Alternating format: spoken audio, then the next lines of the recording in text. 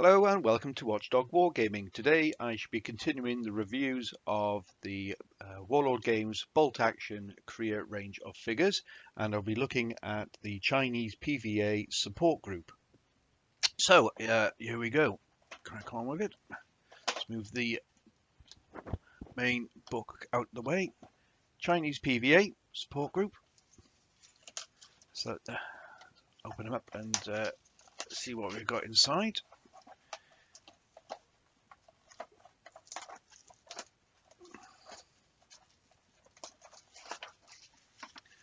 So typical Warlord Games packaging, cardboard box with some artwork on the front. So we've got 10 metal 28mm Korean War miniatures and support weapons.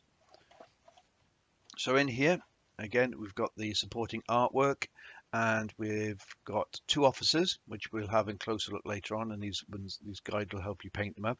So you've got the two officers. One looks like he's armed with a Nagant pistol, and the other one with a PPSH.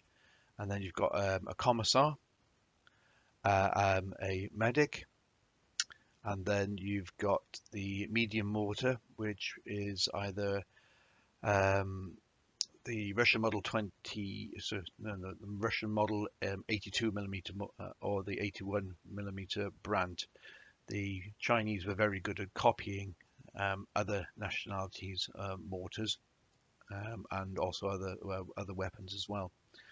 And then you've got down here is the, like it says on here, the Chinese copied the proven Maxim MG08 of World War One German fame, and also sort of what the Russians were using as well. And we'll just have a look at these figures now. So these are what they should look like once they're painted. Also, I like the little pouches on there with the actual stick grenade pouches. Right.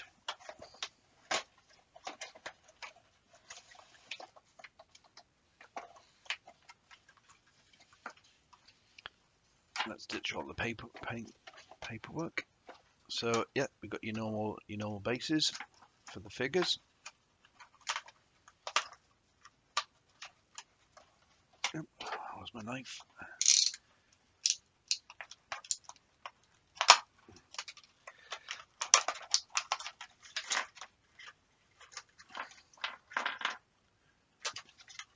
Mind your fingers. So we've got we've got the bases for the figures, and then we've got the bases for the medium machine gun and also the medium mortar. Let's get rid of the sponges. Who's it been packed by? So Becky, hello to Becky. And then onto the fingers. So now one thing I was interested in was actually to see the size of the actual sculpts, because I had been pre-told they were actually a little bit on the small side. However, as these are meant to be representing Chinese forces, and sort of they tend to be in stature on the small size anyway, but what I'll do is I'll compare those to a US Marine Corps figure I've got, and also a North Korean. So let me just tidy these up a little bit.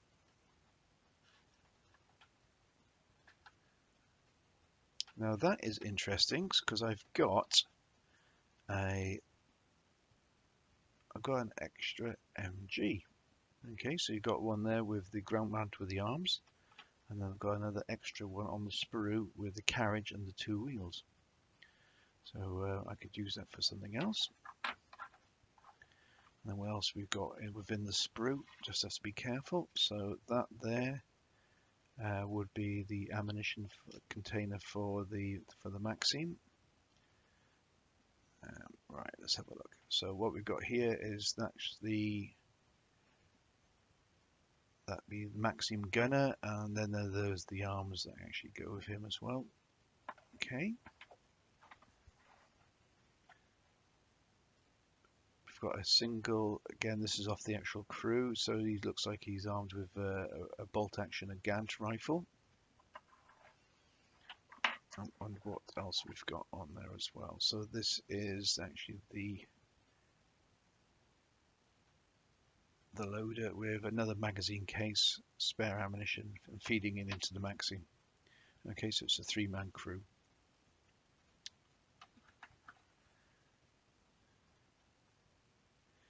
Now, these are a little bit on the small side, so what I'll do is I'll have a look at these at the moment. So this will be one of the officers. He's calling people forward with his PPSH. He's got a leather bag, and again he's got the holder for the stick grenades.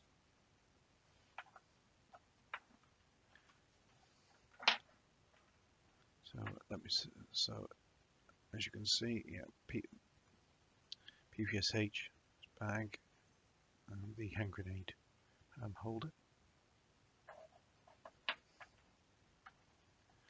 This chappie's the medic as well. The face detail is slightly a bit blurry, not as crisp as I would like. But never mind. So he's got his medic haversack, a very large water bottle. In fact, he's got 2 large haversacks on there.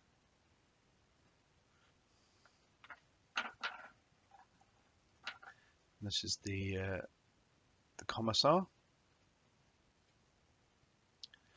Oh, the political commissar.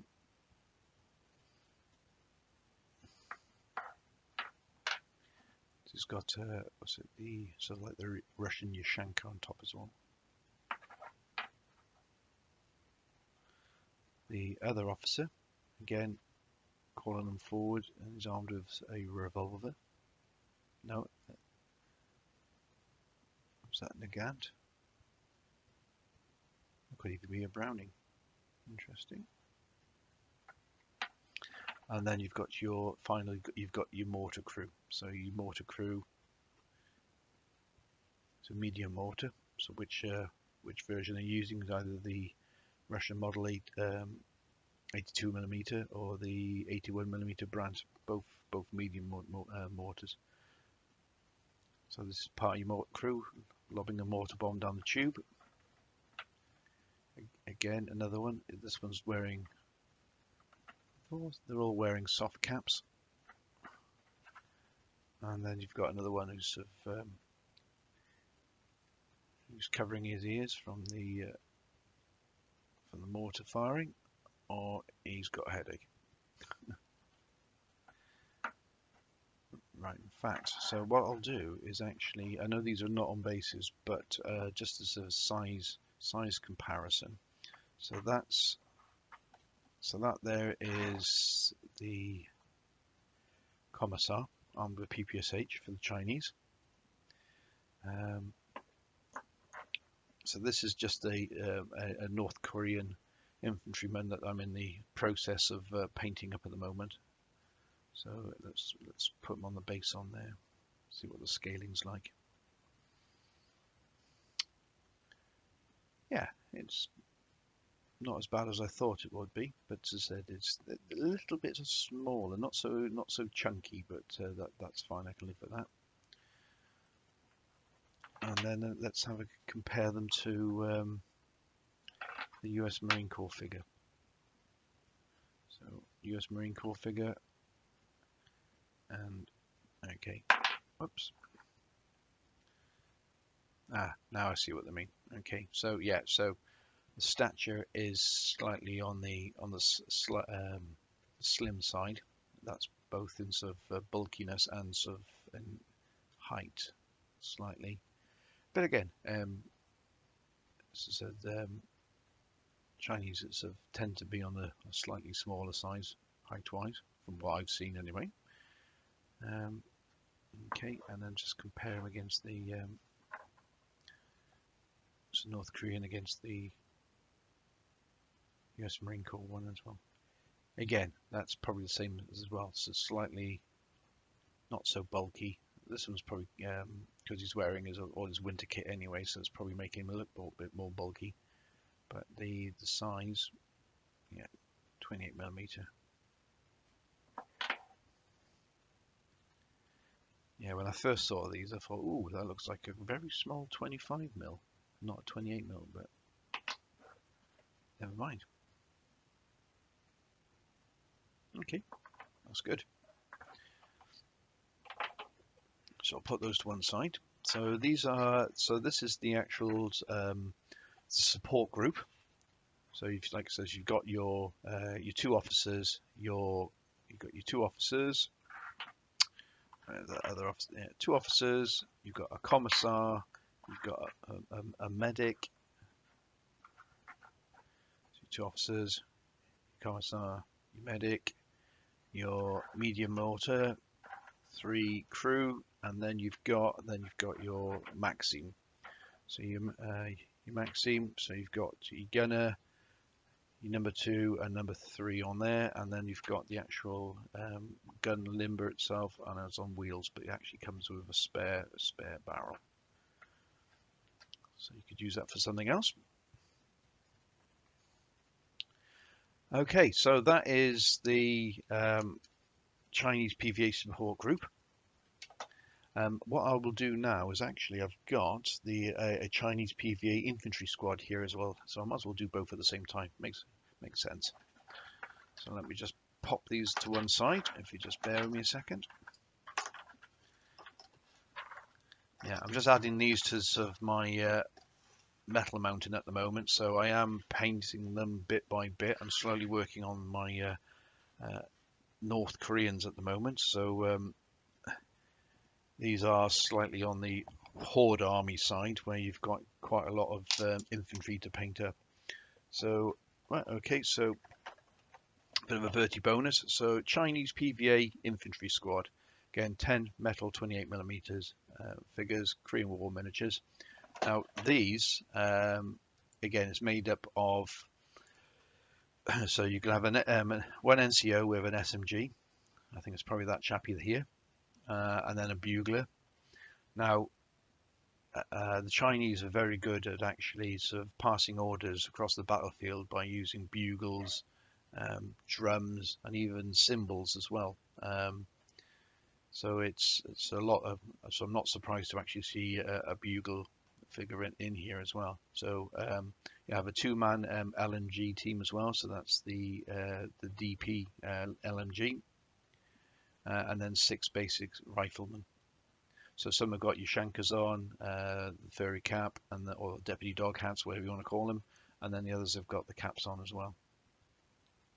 So these are probably Mosin Nagants, or they could even be copies of Mausers. Like I said, the Chinese were very, very good at copying weapons from different nationalities. So what does it say on here? The standard infantry squad in the Chinese army was reorganized down from 14 soldiers to a more manageable 10 following the end of the Chinese Civil War. The actual Chinese army were very, very good.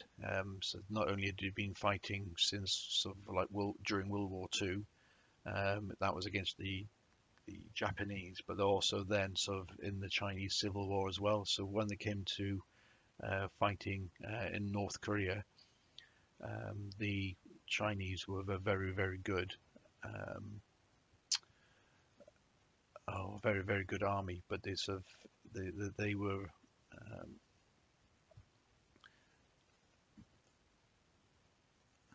it was I'll come back to it, but it was a case of it was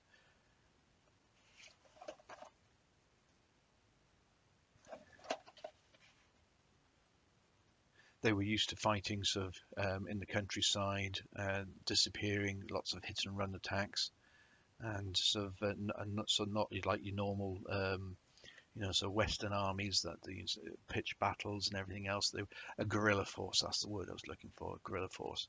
So they were well trained in guerrilla tactics and sort of hit and run, attacking the enemy from the side, getting behind in the rear, and so this did come a big shock to Western forces also as well. They also attacked using the the Russian formations of mass attacks. So it was lots of storming en masse, heavy machine guns, lots of grenades. Yeah. Okay, so let me just. So I nearly got carried away waffling on then. So let's move on with the box and see what we've got. So yeah, we've got your normal your bases.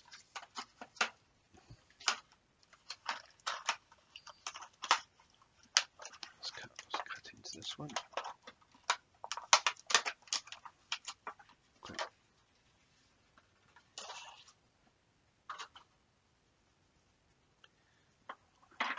Lots of little metal sprue. Just watch out for that. Who's this one packed by? This one's packed by Stu. Hello, Stu from Warlord Games.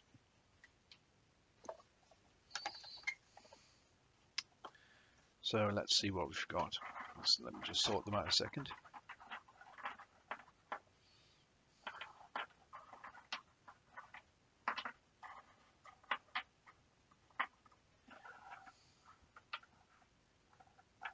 You know, so these actual figures you could, especially one of the ones wearing caps, you could use those for other sort of conflicts as well. Probably Malaya. You know, they could be used for other things. So these are your basic infantrymen. So it's armed with a Nagant or a Mauser rifle. These actually look like very much like Mausers. He's got his Shanker on, and he's got bandoliers and sort of 2 bags. And then we've got sort of the bugler. Like I said, there was either whistles, gongs, bugles for passing orders across the battlefield. Oh, but also as well, it was the psychological sound of it as well. It wasn't like your British traditional bugle. It was more like your French horn, high squeal sort of noise. Totally different sound to what sort of they would have in a British army. So that's your bugler. Oh, I'll just bring it a little bit nearer if you can't see it. Yeah, so that's the bugler.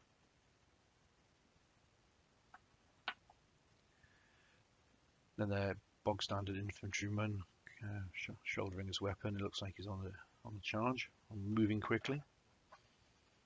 Like I said, the Chinese were a very good guerrilla force and very good at moving quickly and lightly. It's another infantryman.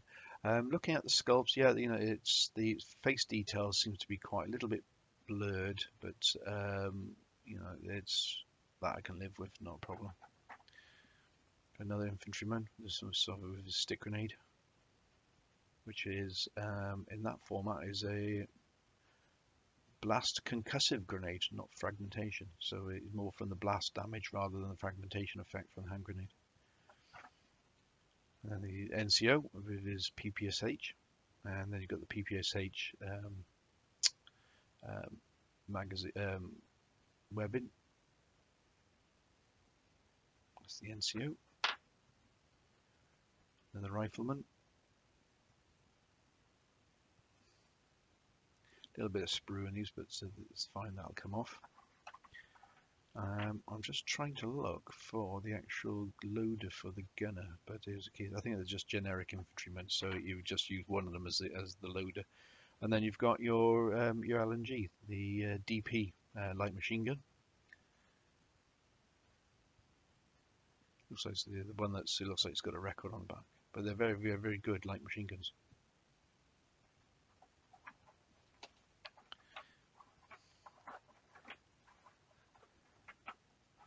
And like I showed earlier on, they are comparable to they are 28 millimeter, but as I showed you, that they're when you compare them to like a winter US Marine Corps, they are on slightly thinner side, but that's probably to do with more the extra clothes that they've sculpted into the figure rather than sort of the size of it. But yeah, so this is what I'll be painting up next. So finish off my North Koreans, and then moving on to the Chinese. And then there's a few other things that I've got planned to do. Also, I've picked up a Chinese PVA conscript squad. Part of the rules with Boltaction is that the Chinese have a free conscript squad to involve in their units. Again, as far as I'm aware, that will be an NCO, a bugler, and 10 conscripts armed with rifles and grenades.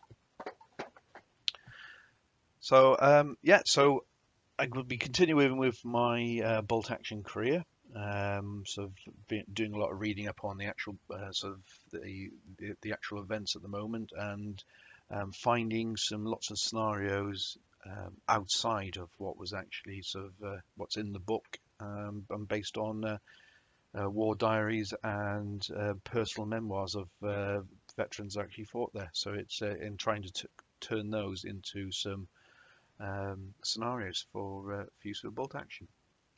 So again, thank you for joining me. Much appreciated. And you take care, and I'll catch up with you soon. Don't forget, if you like what I'm doing, don't forget to like and subscribe below. And I'll see you next time. All the best now. Bye.